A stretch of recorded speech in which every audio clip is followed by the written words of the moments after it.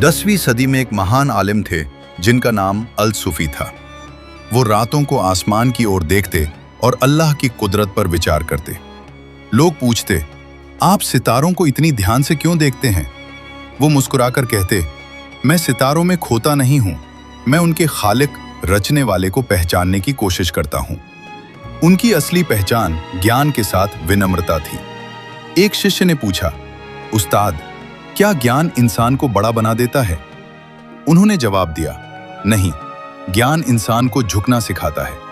जो जितना ज्यादा जानता है वो उतना ही ज्यादा अल्लाह से डरता है।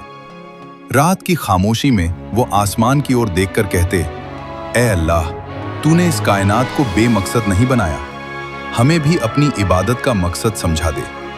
सीख, सच्चा ज्ञान वही है जो इंसान को अल्लाह के करीब कर दे, न कि उसे घमंड में डाल दे। अगर आपको ये स्टोरी अच्छी लगे तो लाइक करें और शेयर करना न भूलें।